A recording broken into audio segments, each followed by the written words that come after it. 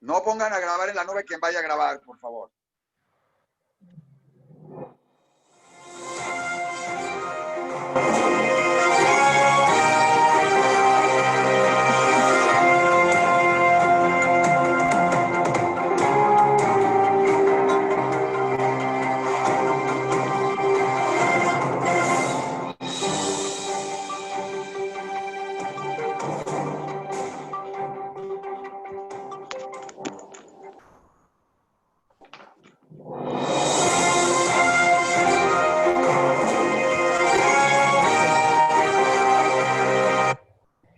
Muy buenas tardes tengan todos ustedes y como ya es costumbre nos gusta empezar muy puntuales por respeto a todos los que estuvieron esperando ahí en la sala de espera.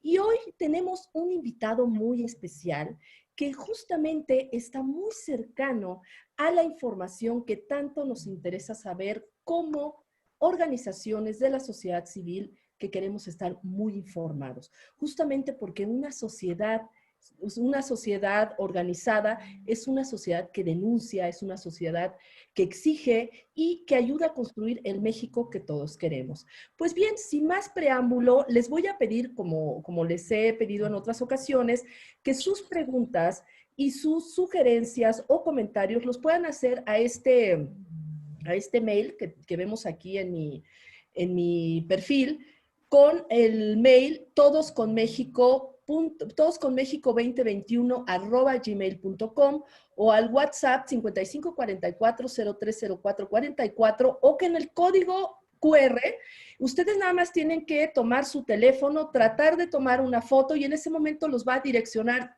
directamente a este WhatsApp. Pues bien, sin más preámbulo, le damos la palabra a Guadalupe Huenaga para que nos haga favor de hacer la presentación de nuestro invitado. Muchas gracias. Muchas gracias, Denise. Leonardo, bienvenido. Es un gusto tenerte y un lujo tenerte en este grupo.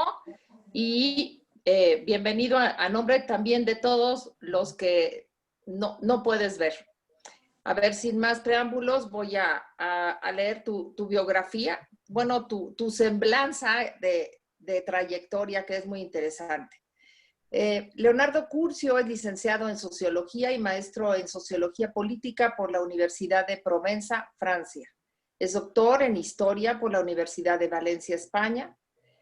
Como catedrático ha impartido docencia en la UNAM, la Universidad Iberoamericana, Universidad de las Américas, la Escuela Nacional de Antropología e Historia, y ha sido profesor visitante de la Universidad de Valencia, España.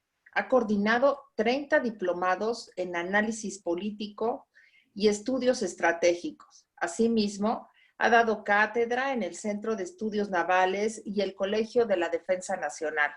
Es investigador titular B por oposición del Centro de Investigaciones sobre América del Norte e investigador nacional del Sistema Nacional de Investigadores. Ha publicado 9 libros y es coautor de 40 más. Su título más reciente es Orgullo y Prejuicios, Reputación e Imagen de México.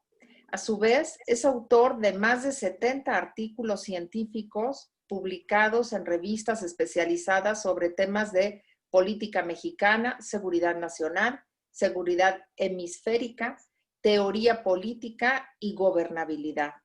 Actualmente es conductor del espacio radiofónico Leonardo Curcio en Fórmula. Es miembro del Consejo Consultivo y articulista del diario El Universal. Es comentarista del programa de análisis político de Canal 11, Primer Plano. Y es conductor del noticiario Así Amanece en ADN 40, así como del programa Incursionando en el Canal del Congreso. Ha sido galardonado por el presidente de Italia con el premio Italia nel Mondo 2007 y la revista Líderes Mexicanos lo colocó entre los 300 líderes más influyentes de México.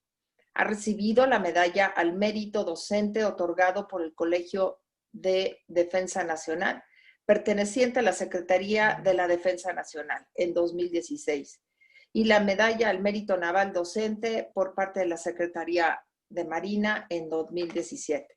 Pues Bienvenido, Leonardo, y empezamos. Gracias, Guadalupe, gracias, Denise. De verdad me siento muy afortunado de que me reciban. Me siento, por supuesto, sumamente estimulado porque la sociedad civil está viva a pesar de que hay muchos sectores que les gustaría que tuviésemos una sociedad silente más que una sociedad civil pensante, pero la libertad, efectivamente, si algo sabemos, se ha fundado precisamente en que una sociedad activa, una sociedad civil pensante, una sociedad civil organizada, una sociedad organizada es una garantía efectivamente fundamental para conservar no solamente la libertad, sino también mejorar la calidad de la deliberación pública. Me siento pues muy afortunado de estar con todas y todos ustedes. Bueno, yo rápidamente, para ir al grano, quisiera compartir con ustedes los retos de nuestro país.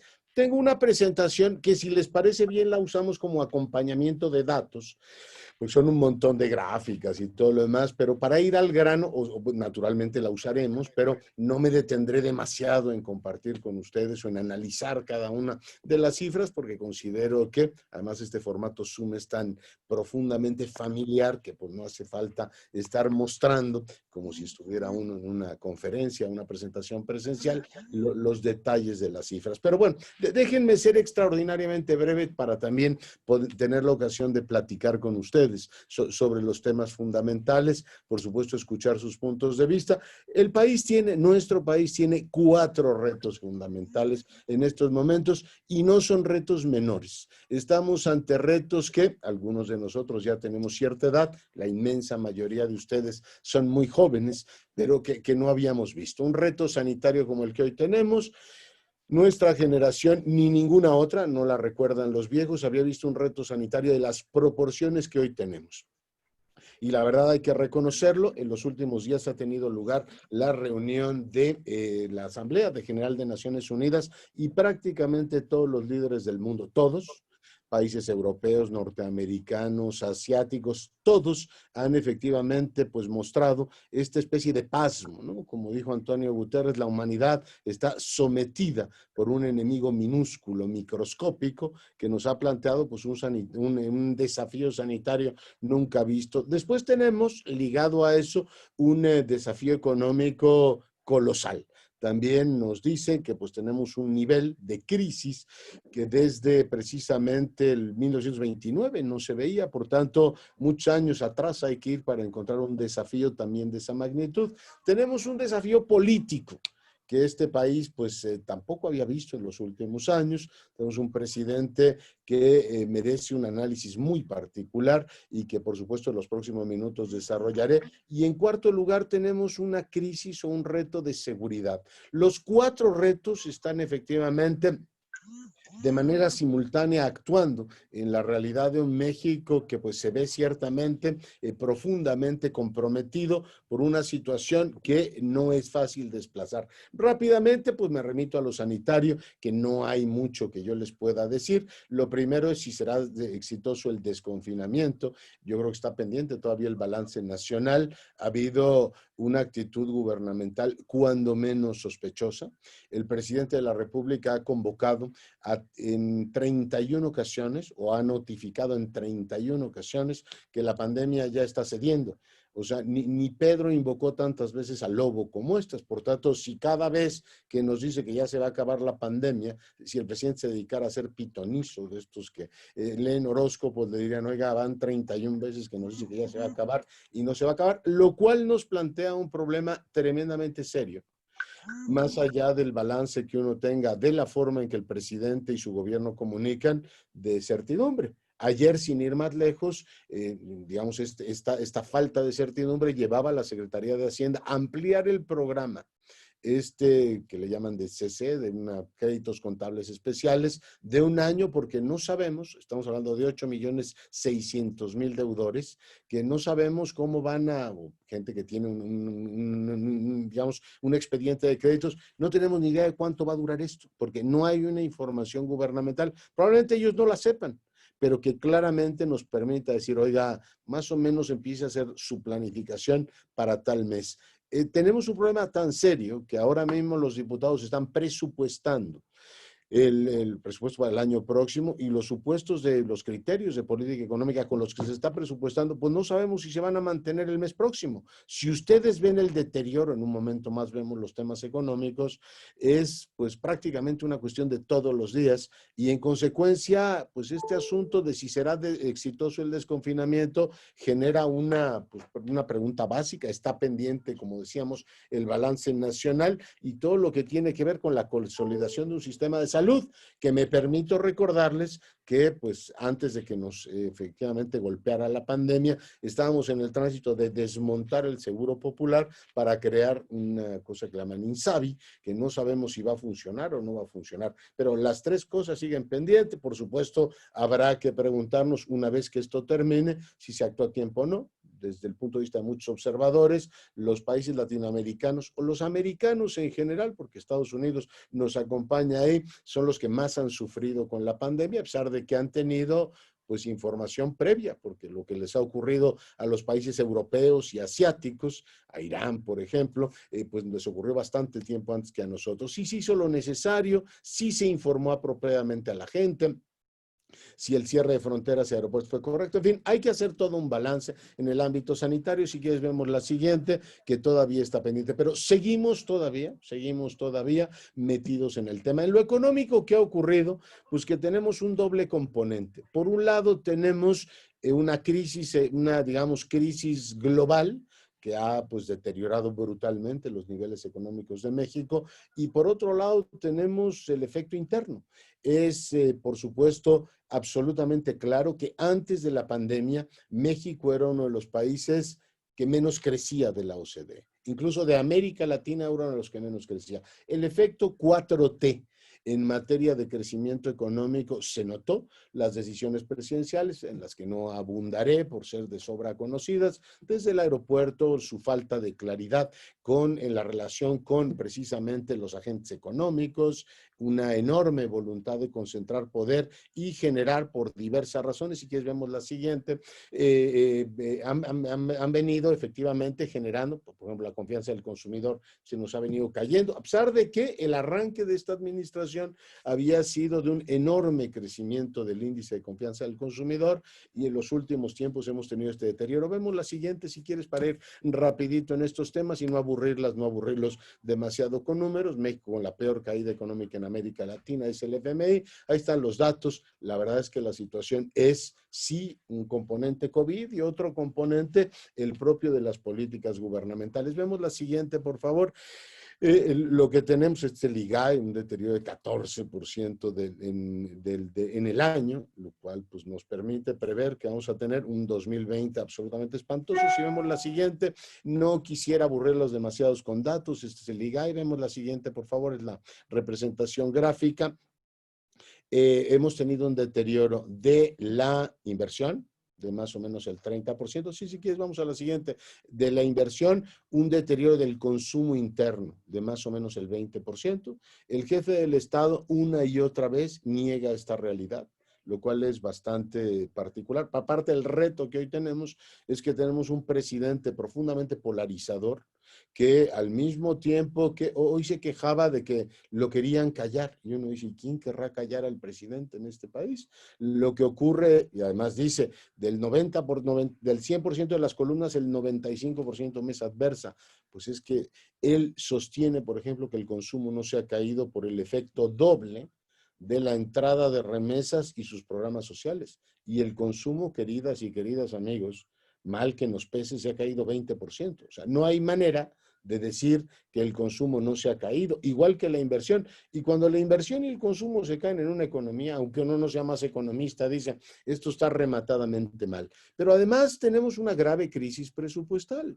El titular del Instituto para devolverle al pueblo lo robado, pues resulta que acaba de renunciar, supongo que habrán seguido la noticia, y dice, oiga, el Instituto para devolver al pueblo lo robado no es el palacio del emir en el cual hay un montón de tesoros que se tienen que vender para darle al pueblo la justicia. No, resulta que es una caja de deudas, deben dinero de absolutamente todo, le deben a proveedores y tenemos un presidente, según lo que ha dicho el propio Jaime Cárdenas, que pues quiere resultados, pero no quiere entenderse de cosas tan absurdas como pagarle a proveedores. Si, oiga, le tenemos que pagar a un proveedor, sí, señor presidente, y le tenemos que pagar a los compromisos que teníamos con los trabajadores de Luz y Fuerza, con los ferrocarrileros, y tenemos que hacer muchas cosas.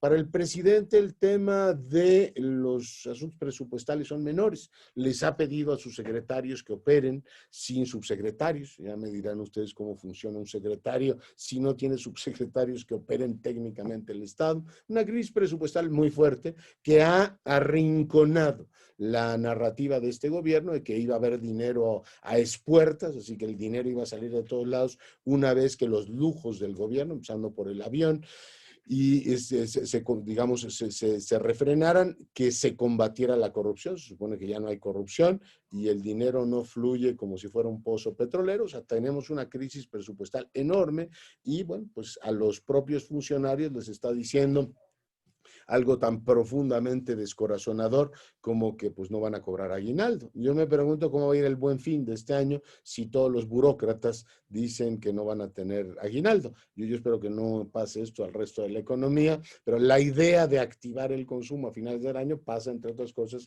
por adelantar aguinaldos. Crisis presupuestal, una institucionalidad desmantelada. Tenemos un Estado que cada vez tiene menos capacidades, de una manera bastante teatral y particularmente preocupante.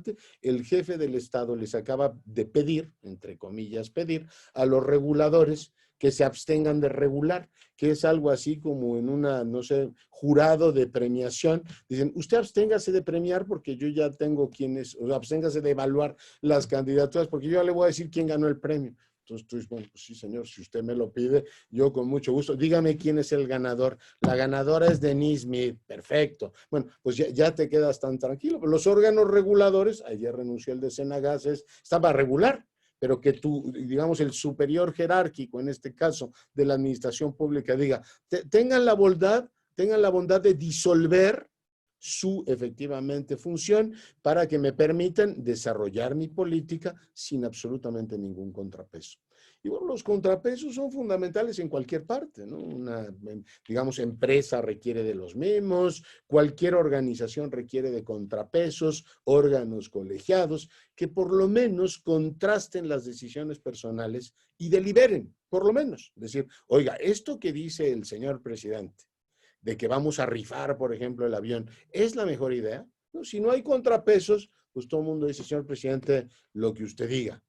Si no hay contrapesos, tenemos un presidente de la República que puede, en su discurso ante Naciones Unidas, invocar ni más ni menos que a Benito Mussolini. Y uno le dice, oiga, pues si se supone que la ONU la hicieron precisamente después de la guerra, que permítame recordarle, Hitler, Mussolini y el Imperio japonés lanzaron. No creo que sea buena idea que usted hable de Mussolini en las Naciones Unidas, que es más o menos ir a hablar con los viejos banqueros de López Portillo, va a decir, oiga, pues sí se los nacionalizó. No es una idea particularmente sensible, pero eso habla de, pues por supuesto, un presidente que no delibera, que no discute con equipos, que simplemente dice, a ver, yo ordeno y mando, dispongo, y no quiero una institucionalidad que me esté efectivamente generando problemas. Apunto rápidamente un tema que viene. Hoy le dijeron, el proyecto de la Suprema Corte de Justicia sobre su consulta para enjuiciar a los presidentes, el proyecto dice que es anticonstitucional. Eso lo sabe hasta mi gato que no ha estudiado derecho ni ciencia política. O sea, tú no tienes por qué pedir, lo han dicho el procurador, lo ha dicho Santiago Nieto. Entonces, ¿tienes por qué estar pidiendo permiso para, y mucho menos consenso popular, para enjuiciar a los ciudadanos, Calderón, Salinas de Gortari, el que usted quiera? Lo que hay claramente es una violación de los derechos humanos porque los estás hostigando prácticamente o ubicando en una lógica popular, o sea, una especie de linchamiento que te crea una situación absolutamente indeseable y en una república regida por el derecho inadmisible. Pero ¿qué va a ocurrir si la Suprema Corte de Justicia le dice, señor presidente, como es previsible, esto no ocurre, esto no puede ocurrir? pues ¿qué es lo que va a suceder? Que también se va a lanzar contra la Suprema Corte y entonces la va a tratar de presionar por el lado del presupuesto o por el lado del linchamiento público, que es el elemento que en los últimos tiempos hemos visto que es más frecuente. Ha llegado incluso este tema de los linchamientos a niveles tan extraordinariamente groseros, que Frena, que es una organización que ahora mismo tiene una organización en el Zócalo y que está pidiendo la renuncia del presidente, para mí es un planteamiento simplón y que no es particularmente sofisticado, pero bueno, es una lógica confrontadora. Yo digo que el presidente ya encontró la horma de su zapato con efectivamente el tema de Frena. Dice hoy con un acto absolutamente linchador, díganle a Gustavo de Hoyos de la Coparmex que se vaya mejor a protestar al Zócalo. O sea, la Coparmex, que a lo largo de los años ha trabajado en observación electoral, que el tema del salario mínimo lo discutió con él, que la reciente reforma del sistema de pensiones, que por cierto va a tener arranque, va a tener trámite legislativo en los próximos días, tú dices, oiga, organización más cooperativa, no podría ser, pero como es crítica de él, la manda efectivamente directamente, vais a protestar, usted lo que quiere es mi renuncia, y que se refiere a Aguilar Camín y a Enrique Krause, que, bueno, pues finalmente dirigen dos proyectos culturales muy importantes para este país. Un país es en muchos sentidos también sus expresiones culturales. Y me queda absolutamente claro que este país no sería el mismo sin letras libres y sin nexos. Tú lo que no puedes es que el proyecto cultural de letras libres, un proyecto que nace, digamos, con la inspiración pasiana, o un proyecto como Nexos, de pronto le dicen, ustedes váyanse a protestar con los de Frena allá al Zócalo. Entonces, oiga, usted no puede reducir, bueno, no puede, claro que puede, y lo hace todos los días, pero tienes un diálogo absolutamente suspendido. ¿Por qué? Pues porque es imposible dialogar con un señor que cada vez que le dice, oiga, eso es inapropiado. Ayer invocaba, fíjense ustedes, invocaba la libertad de expresión. Yo tengo la capacidad de decir lo que yo quiera. Me quieren coartar y aprovechó para llamarle matraquero a un ex rector de la UNAM. Y uno dice, pues claro que le puede decir usted matraquero o cualquier otra cosa. Le puede decir cualquier infamia. Usted lo puede hacer, pero eso ayuda a algo a que el país funcione. No, lo que hace es que suspende el diálogo. Voy rápido en esto. Tienes un diálogo suspendido con el sector privado. Carlos Salazar se le cayó del corazón, lo tenía como un interlocutor válido, él pidió efectivamente un relevo en el CCE porque no estaba contento con Juan Pablo, dice yo no me siento a gusto con este señor, pidió un relevo que se le dio en términos los más favorables posibles y Carlos Salazar llegó con ánimo cooperativo y el presidente dijo ahí en nuestro club, en el Club de Industriales, que era una bendición tener a Carlos Salazar porque él se entendía y que con él se entendía a la perfección. ¿Y qué es lo que ha ocurrido? Que al cabo de un poquito más de un año, año y medio, el diálogo está absolutamente suspendido porque al presidente, si no le dices que sí a todo, incluidas sus variaciones de opinión en temas tan importantes como la política energética o cualquier otra, pues no hay diálogo posible. Y miren, voy rapidísimo en esto, no hay manera de salir de una crisis de inversión. O sea, cuando traes 37% deteriorado tu porcentaje de inversión, si no tienes diálogo con el sector privado. Y él decidió, además, con un ánimo vengativo, por ejemplo, estos señores no me caen bien, que no vengan al tratado, al TEMEC, no los inviten. Y el otro día que lo invitó para presentar la reforma del sistema de pensiones, se encargó en todo momento de hacerle sentir un frío siberiano. Es decir, a ver, ya se sabe que este señor yo no lo quiero mucho. Y eso en un régimen como el mexicano, el actual, lo que ocurre es que cuando el presidente te decreta la ley del hielo, el resto de los secretarios dicen, yo con este señor mejor no hablo, el presidente no lo quiere, y suspendes un diálogo que es fundamental para que el país funcione. Entonces hay un problema colosal.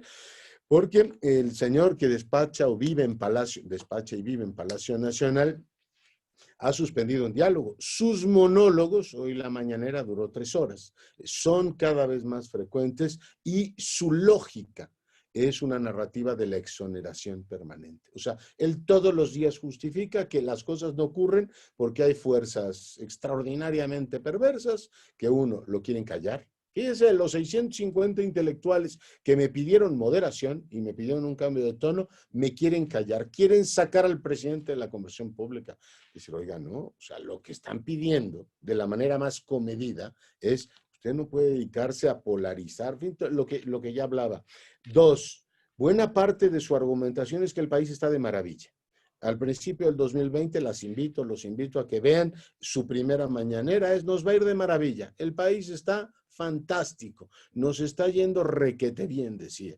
Y lo que por supuesto hace absolutamente todos los días es, como decía hace un instante con el tema del consumo, hablar de un México que no existe. Pero cuando tú tienes un 50 y tantos % que te apoya y la lógica es los medios mienten, la sociedad civil organizada con pensamiento, la que tiene capacidad de argumentar y discutir los temas, es una sociedad que está suspirando por el viejo régimen. A los intelectuales que le pidieron moderación, dijo, arrepiéntanse, pidan disculpas públicas, humíllense, una actitud sabonaroliana, en vez de decir, bueno, pues mire, tienen razón, o los datos que me están dando estas organizaciones, desde México Evalúa o cualquier otra, han merecido una respuesta profundamente inquietante que se emparenta mucho en ese modelo. Yo no digo que México se vaya a parecer a Venezuela, pero en eso concretamente sí tiene un aroma chavista muy preocupante. ¿Por qué es? A ver, díganme de dónde sale el dinero de estas organizaciones. Seguro que hay ahí intereses oscuros y empieza a jugar a partir de su popularidad con reducir la credibilidad de las personas que se atreven en algún momento, si vemos la siguiente, que se atreven en algún momento a discutir una parte de su política o los datos que él da, desde el número de personas muertas por COVID hasta el número de homicidios. Al iniciar esta administración nos dijo que el número de muertos que teníamos en los 2 últimos sexenios, homicidios mensuales, ubicaban a México como un cementerio nacional. Bueno, llevamos más de 9 meses rebasando los niveles más altos de las últimas administraciones. 35,000 o poquito más murieron el año pasado por homicidios. Entonces uno diría, si no atengo a su propia narrativa, vivimos en un hipercementerio. O sea, si el anterior era un cementerio, lo suyo es el Valle de los Caídos. Y, por supuesto, si nos atenemos a las valoraciones y los escenarios que hicieron para los muertos por coronavirus, pues hemos pasado varias veces el escenario catastrófico. O sea que este país estaría peor que peor, según los propios escenarios originales del gobierno. Sin embargo, toda su narrativa ha sido la de la exoneración. Sigue siendo, y probablemente sea esto, no quiero parecer ni contraintuitivo ni contradictorio, un presidente muy popular. Su popularidad le permite efectivamente distorsionar buena parte de la narrativa nacional y no confrontar la realidad que tenemos. Pero yo me pregunto, y se los pregunto a ustedes, con ánimo de encontrar una respuesta, no es una pregunta retórica. ¿Sería mejor que tuviéramos un presidente en los 13% de aprobación? O sea, cuando el país está en la, digamos, descripción breve, quizá un poco exagerada, he cargado las tintas en algunos puntos, como está, con una situación económica y una perspectiva, digamos, incierta de salida, con un presidente impopular, o sea, ¿nos ayudaría en algo?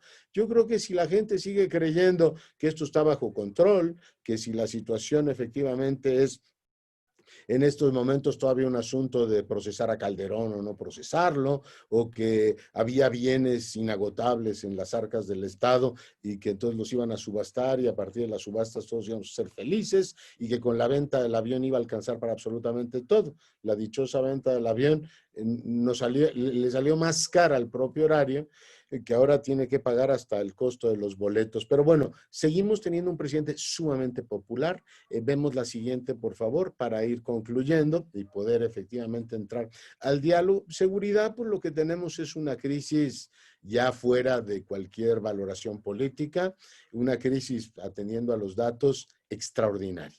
Tenemos efectivamente un deterioro brutal, la incidencia delictiva, como ven, pues está en 158,000, lo cual quiere decir que estamos más o menos en los mismos niveles. No ha habido el efecto de esta administración, solo se notó por la pandemia, pues estuvimos todos recluidos, pero el número de delitos se mantiene más o menos en los mismos niveles. Vemos la siguiente. O sea, no hay manera con los propios datos del Secretariado Ejecutivo de decir que estamos mejor. Esta es la incidencia delictiva por estado. Vemos la siguiente, si les parece bien, los presuntos delitos por cada 100,000 habitantes.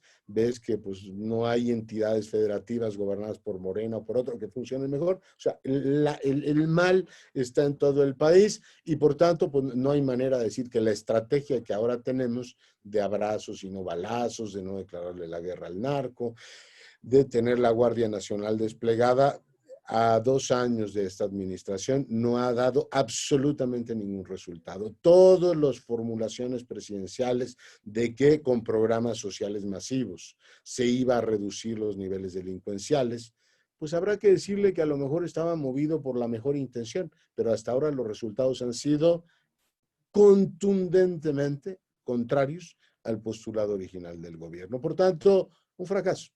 Uno podrá decir, 2 años es poco. Bueno, ellos mismos habían planteado que en 6 meses iba a haber un cambio. Sus propios, digamos, escenarios han tenido que ser modificados y ahora lo que tenemos, pues es una simple voluntad de utilizar el expediente García Luna, que por supuesto tendría que cocinarse aparte como un elemento legitimador de los fracasos que hoy tenemos. Y no funciona este país porque, hoy lo volvió a decir el presidente de la República, es que teníamos si no quieren un narcoestado, un narcogobierno. Hoy lo dijo.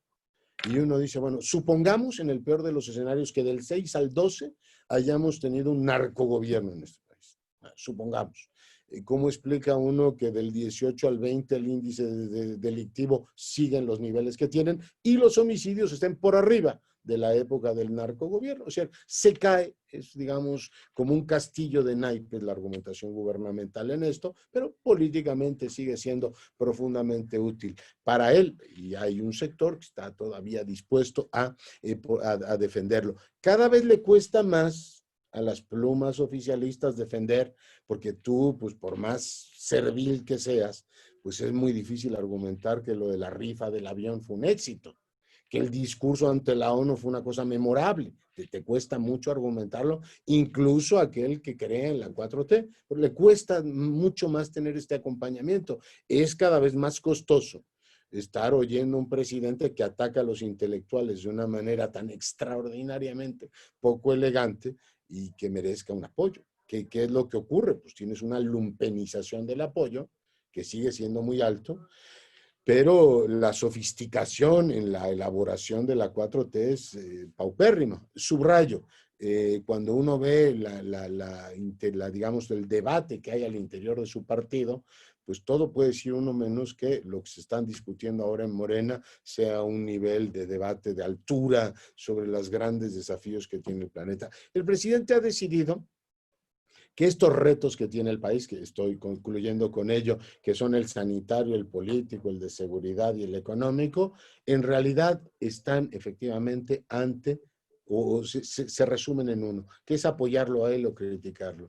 México avanza, déjenme terminar con esta reflexión, por una pendiente que nos costará muchos años reorientar. O sea, el país se deteriora, la convivencia es cada vez peor, nos cuesta cada vez más discutir los grandes temas, porque una malsana pasión política se ha instalado en el corazón del debate nacional y es: ¿apoya usted al presidente o no lo apoya? Y yo digo que cuando te plantean las cosas de esa manera y el presidente te pone ante la disyuntiva de comulgar con ruedas de molino, es decir, oiga, mi estrategia económica es muy buena. Señor presidente, diga usted lo que quiera, pues si la economía se cae al 20%, no puedo decir que sea exitosa. Es la mejor, porque el resto de los países no la han utilizado.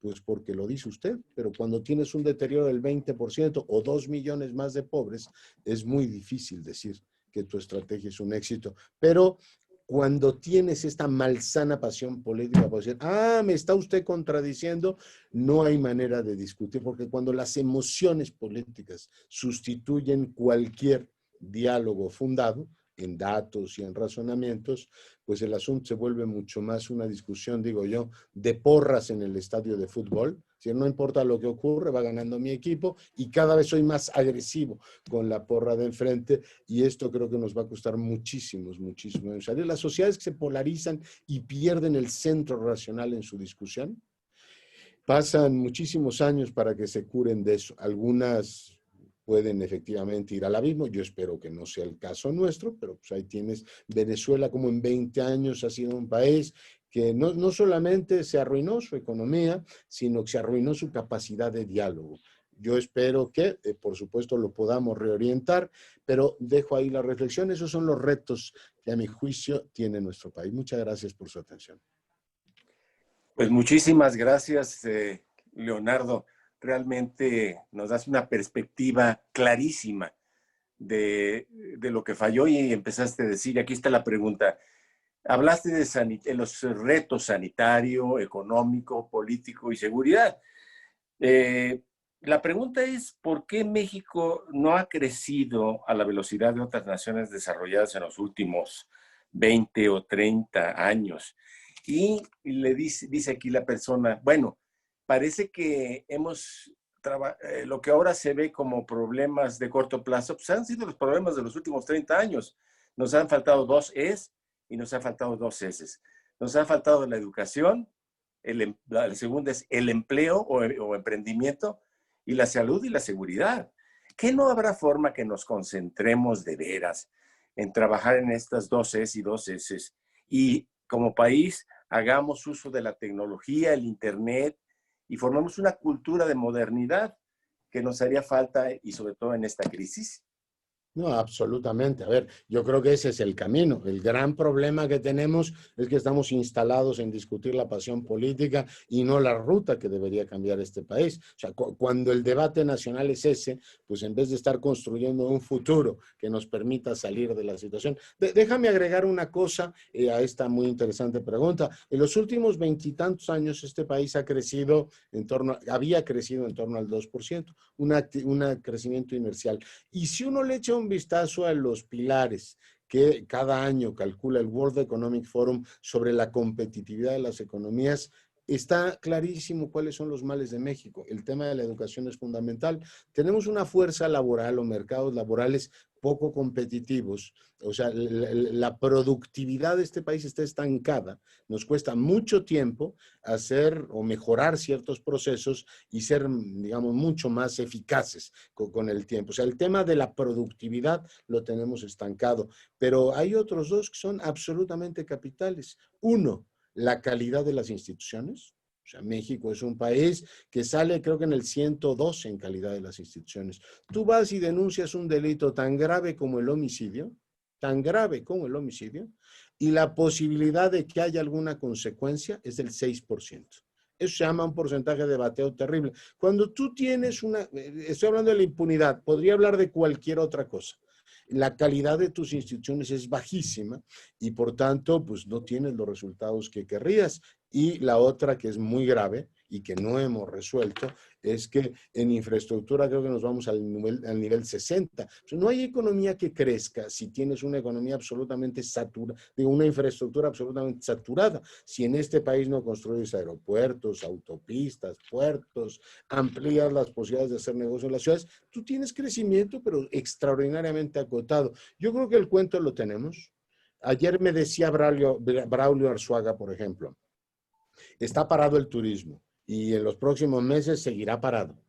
¿No sería oportuno que en estos momentos estuviéramos edificando infraestructura para que cuando se den las condiciones de recuperación pudiéramos tener un turismo mucho mejor? No, vamos a tener las mismas carreteras, los mismos aeropuertos, quizá alguna mejora en la infraestructura, digamos, privada, mejores hoteles, mejores restaurantes, pero todo lo que es la capacidad de la economía mexicana de crecer más, está ahí.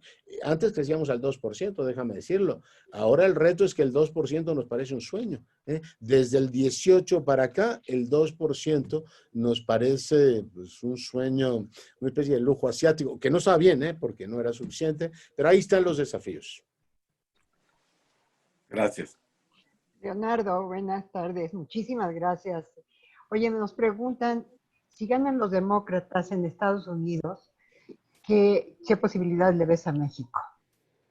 Eso es muy interesante. Yo creo que en primer lugar lo que se va a acabar es, si ganan los demócratas, esta especie de amaciato extraño que tiene el observador con Trump, que va a ser, yo creo que va a tener un costo político importante para este gobierno. Yo creo que tendría una implicación directa en la, digamos, forma en que nos relacionamos en el ámbito político, laboral y de seguridad. Este amaciato le ha permitido al presidente tener, por ejemplo, en el ámbito de seguridad, algunas concesiones que hasta ahora no ha tenido. A cambio de eso le hemos dado, por ejemplo, para mí sorprendentemente, la presidencia del BID, que muchos países americanos siempre han preguntado, oiga, ¿y quién juegue traen ahí López Obrador y Trump para estarse ayudando en estos temas? Yo creo que los demócratas sí le van a cobrar a este gobierno esa cercanía enorme, esta participación directa en la campaña electoral, porque la presencia en Washington fue absolutamente, pues promocional.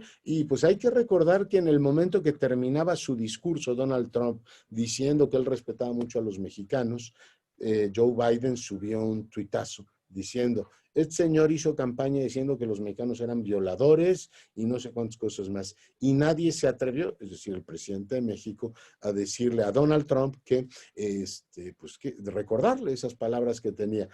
Para mí el impacto va a ser fuerte, el ajuste va a ser fuerte y lo que vamos a tener es una zona pues de silencio, de frialdad en los próximos años. Pero a todo efecto práctico no habrá relaciones con Estados Unidos, digamos, cercanas. Habrá una presión muy fuerte en el ámbito laboral. Le van a cobrar hasta el alma este tema de, está bien, se aprobó el TEMEC, pero quiero lo de los inspectores laborales y quiero todos estos asuntos de una manera directa y van a ser extraordinariamente exigentes con el tema de seguridad, que hasta ahora Trump se lo ha permitido, ¿no? Incluida la liberación de Ovidio y algunas otras cosas que, de Ovidio, el hijo del Chapo Guzmán, y que en otros tiempos Estados Unidos hubiera levantado o pegado el grito en el cielo, a ver cómo se les ocurre liberar a uno de los narcotraficantes más peligrosos. Creo que va a tener costos importantes, pero bueno, yo creo que para el mundo es importante que gane Biden, por lo menos ese es mi punto de vista. Gracias, muchas gracias. ¿Allí? Jaye. Bueno, creo que Jaye no sé si está por aquí, pero bueno, yo te voy a preguntar, le tocaba a Jaye, pero es que nos gusta ser democráticos en cuanto a las preguntas. Además de una cantidad de felicitaciones, muchísimas preguntas, Leonardo, ha generado mucho interés los temas que nos has planteado. ¿Cómo ves tú a las organizaciones de la sociedad civil en el reto que tenemos? Porque es un gran reto. Sabemos que las elecciones del 2021 son elecciones importantísimas justamente para quitar la mayoría a López Obrador en el Congreso. Con todo esto que nos planteas, estamos hablando de un presidente peligroso, porque es un presidente que, pues, digo, yo como psicóloga te podría decir que no creo que no esté en contacto con la realidad. Eso sí, estoy segura que sí está en contacto con la realidad, pero tiene varias, digamos que su propia personalidad es peligrosa para lo que hoy está viviendo México y sobre todo el presidente y el líder que requerimos. ¿Cómo ves tú el papel o el rol que debe jugar las organizaciones de la sociedad civil en esta próxima elección del 2021? Pues depende del planteamiento que tengan. Primero, yo por supuesto celebro que tengamos esta vitalidad, porque tampoco está el entorno particularmente, digamos, animoso como para hacer cosas y organizarse. Tenemos un discurso gubernamental muy crítico y un ánimo de linchamiento. Además, me imagino que para meterse con, digamos, en la forma del financiamiento y todo lo demás, habrá una situación que todos mis amigos, amigas de la sociedad civil me dicen lo mismo. O sea, cada vez es más difícil, más complicado, y esta idea de que la autoridad te ve como usted se hace, ¿no? Estamos ante una situación complicada. La decisión de qué hacer de cara al 21, yo creo que el tema es, de momento, mejorar las condiciones generales de los digamos, de la visibilidad de los liderazgos sociales. A pesar de que no corren buenos tiempos, hay que darle muchísima visibilidad a un país que tiene todo este tejido organizativo social, para que no se quede la impresión de que este país pues tiene al presidente López Obrador y a los que él considera derrotados moralmente. Es decir, a ver, aquí no hay más que Osorio Chong y ¿cómo se llama? Miguel Ángel Mancera, y por tanto, pues yo tengo que reinar en esto. No, tiene que tener mucho mayor emergencia, que este país no es solamente esos dos, que la sociedad civil tiene muchos liderazgos que vienen de distintas playas y que tiene mucho primero que pensar y discutir sobre el futuro del país, porque yo digo que este presidente es muy peligroso, tú eres psicóloga y me lo explicas. ¿Cómo se explica una personalidad que ante la complejidad que hoy tenemos, sanitaria, y todas las que he descrito, se niega a discutir en público o escuchar los puntos de vista, y cada vez que le dan un punto de vista, él lo batea o lo discute y dice, no, aquí todo el tema es combatir la corrupción? Entonces, oiga, no puede ser que usted centralice el discurso hasta el punto de dejar anémica la conversación, porque tú lo que haces es desertar el espacio público y decir, mire, yo lo que no voy a hacer es estarme peleando con este señor absolutamente todos los días, o sea, que la conversación sea él. Yo creo que la sociedad civil tiene una enorme oportunidad para seguir abriendo espacios alternativos de discusión desde lo sanitario, desde lo político, desde lo organizativo y desde lo económico, porque el país se nos está cayendo a pedazos. O sea, cuando tú hablas de un deterioro del 20% del consumo en un país tan fastidiado económicamente como el nuestro, nos dice una clase media que es de papel. O sea, la clase media, digamos, del estrato más bajo, estás hablando de gente que tiene ingresos de 40,000 pesos, familias. Entonces, pues esta gente con cualquier movimiento, hoy la inflación se fue a 4%, la precariza. Si le dicen, pues era usted clase media, ya bajó. Van a ver los datos de la pandemia. Cuando a toda esa gente les digan, bienvenido al proletariado, querido, dejó usted de ser clase media. O sea, hay un montón de cosas que todavía la sociedad civil tiene mucho que hacer. Y perdón que lo planteé en lo sanitario, todavía no le hemos visto el final a esta pandemia. Y el gobierno, como les digo, nos trae con que ya se va a acabar, tranquilos, esto ya es un asunto de unos días, esto todavía va para largo. Y tienes todo un tejido de solidaridad, de creatividad, para los temas educativos, todo lo demás. O sea, todavía tenemos muchas cosas en las cuales la creatividad, la solidaridad, la fraternidad, en el mejor sentido de la palabra, pues es un espacio amplísimo para que la sociedad civil haga muchas cosas de aquí al 21.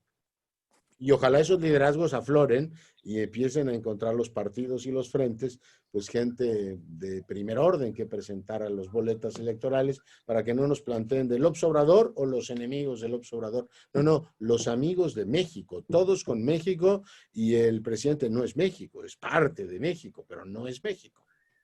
No ¿Y todo. cómo involucrarías a los jóvenes para que también participen en todo esto? No, yo lo primero que invitaría a los jóvenes es crear plataformas de discusión cada vez más amplias. Fíjense, el otro día leía a Genaro Lozano, que ha sido un, digamos, severo defensor del presidente de la República, decir que invitó a los jóvenes estos de Morena a su programa. Decía, lo que tienen que tener es espacios de discusión de la realidad cada vez más críticos y no recibir acríticamente el mensaje del gobierno. Yo creo que a los jóvenes hay que involucrarlos en discusiones cada vez más creativas, salir de esta pasión política malsana de, es que el presidente, no hablemos del presidente. Tenemos deterioros de este nivel en el ámbito de seguridad. ¿Qué podemos hacer? Los tenemos en el ámbito económico, los tenemos en el ámbito educativo. ¿Cómo mejorar un sistema educativo? Hoy es una proeza colectiva que no sé cómo vamos a hacer. Yo creo que es lo que hay que hacer, tratar de sacar precisamente a los jóvenes a conversaciones edificantes. La tentación de todas las democracias, esto no crean que solo nos pasa a nosotros, es la hipersimplificación de precisamente los grandes temas, ¿no? La gente está impaciente, está indignada y quiere soluciones rápidas. Yo creo que hay que hacer una educación política y decir, a ver, jóvenes, Pues enójense si quieren, irrítense, digan lo que ustedes quieran, pero no hay caminos cortos. Un país que quiere dar el gran salto tiene que invertir en innovación, tiene que invertir en infraestructura, tiene que mejorar su sistema educativo. Y aunque se enojen, ese sistema educativo tiene que estar basado en el mérito. Yo sé que esto pues, no gusta mucho y que si los exámenes, tenemos un presidente que milita contra los exámenes de admisión. Decir, oiga, mire, el mérito no es privilegio, ni es nada indebido. Y si usted quiere tener mejores científicos, mejores escuelas y trabajadores más competitivos, no hay más camino que ese. Yo creo que hay que persuadir a los jóvenes de que no hay camino sencillo, que si queremos efectivamente tener un mejor país, la demagogia y la hipersimplificación no nos van a llevar absolutamente a ningún lado. Leonardo, pues con mucha pena te vamos a dejar ir, caray, porque estamos encantados, muchísimas preguntas y todos sabemos que tienes tu programa. Nos encantaría que nos siguieras platicando porque está interesantísimo todo lo que nos cuentas, pero tenemos que ser respetuosos también con tu solicitud. Eres muy amable, Denise. Quiero, por supuesto, agradecer a Guadalupe, a todos, a todas, la amabilidad de escucharme. Bueno, si tienen tiempo de escucharme en el programa, para que vean que no es otra cosa la que me retiene. De verdad, mil gracias por su invitación y por su... Digamos, me he sentido como en casa, incluso por su... Estás en casa. Estás en casa. En tu casa. Gracias, en verdad. Y tenemos nosotros la costumbre de despedirnos abriendo los micrófonos para todos, para que puedan ellos despedirte como te lo mereces. Si quieren, todos ya pueden abrir su micrófono para que le demos un fuerte aplauso. Muchísimas gracias, de verdad. Todos, muchas gracias, desde Sonora. Gracias. Bravo, bravo. Monterrey, Leonardo. Muchas felicidades. Muchas gracias, Leonardo. Gracias, Leonardo. Bravo, Ciudad de México. Leonardo, muchas Fantástico, felicidades. Leonardo. Desde León, los organizadores también. Gracias. Muchas gracias. Gracias a todos. Felicidades, Denise. Muy bien. Felicidades a los organizadores. Gracias. Gracias. Y el más